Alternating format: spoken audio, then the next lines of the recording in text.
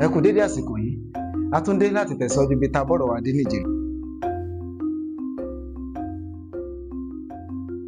Àwọn ọ̀nà méjèèjì tí mo fẹ́ mẹ́nubà lónìí, àwọn olóyìnbó wọ́n pe àjọpọ̀ ọ̀rọ̀ náà ní tí ń jẹ́ phygital. Kí ni mo pè é? Phygital. Ó lè má yà yín lẹ́nu pé kí ni ìtumọ̀ èyí? Phygital ni àkójọpọ̀ nǹkan méjì, ìyẹn physical àti digital. Physical túmọ̀ sí àwọn ọ̀nà tí a lè gbà láti lè gbéra wa lọ́wọ́ sókè ní ojúkorojú. Ìyẹn ni wípé àwọn kan wà tá a lè ṣe, bóyá àwọn tí wọ́n jọ wà ní ìgbèríko kan náà àbáwọn tí wọ́n jọ wà ní ìlú kan náà, wọ́n lè jọ kóra wọn papọ̀. Tẹ́ bá rántí àwọn eléré alárìnjó láyé ìjọ́un, àwọn tí wọ́n máa ń kọrin, àwọn tó máa ń pẹ̀sà àti bẹ́ẹ̀ bẹ́ẹ̀ lọ, oríṣiríṣi wọ́n máa jọ ń wọ́ káàkiri lọ láti ìletò kan dé ìletò mìíràn ni. Lónìí gbogbo àwọn àṣà táwa ní lónìí bíi ká láwọn tó jọ ń kọrin, àwọn tó jọ ń kéwì, àìṣọ̀tá ara wa. Kò sí ní tó burú nínú kájọ pè pàdé, kájọ ṣe àtúnyẹ̀pọ̀ lórí kí ni nǹkan tó ń tẹ̀síwájú, kí ni nǹkan tó ń ṣẹlẹ̀, kí ni nǹkan tá a fẹ́, kí ni nǹkan tá a fẹ́ nínú ẹ̀ka iṣẹ́ wa yìí. Nínú eléyìí náà máa tún fi máa tó yín létí pé lẹ́yìn ìdánilẹ́kọ̀ọ́ tí ọlọ́sẹ̀ méjì tá à ń ṣe yìí, ìpàdé àpapọ̀ yóò wà fún olúkúlùkù gbogbo wa láti ibikíbi tó bá òkú tá a ti wà. Àwọn tó ń bọ̀ láti ìlú Èkó, láti ìlú Èkìtì, láti ìlú Ògùn, láti ìlú Ọ̀yọ́, láti ìlú Ọ̀ṣun, láti gbogbo ibikíbi tí a ti ń darapọ̀ mọ́ ìdánilẹ́kọ̀ọ́ yìí, a ó pàdé papọ̀ ní ojúkorojú ní iléèwé Ifáfitì ti Ọ̀ṣun, ìyẹn Uni Ọ̀ṣun.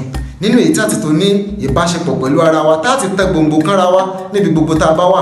A máa nẹ́tíwọ́ọ̀kì káàkiri ibi gbogbo kí a bá lè ní ìfohùnṣọ̀kan lórí àwọn nǹkan tí a fẹ́ kí ó máa ṣẹlẹ̀ nípa ti lítírésọ̀ alohùn Yorùbá.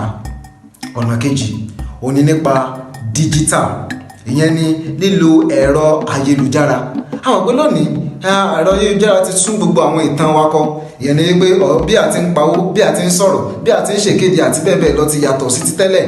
Ìdí nìyí tó fi ṣe pàtàkì kí gbogbo wa ká ní ojúkọ̀ tí a ti máa bára wa sọ̀rọ̀.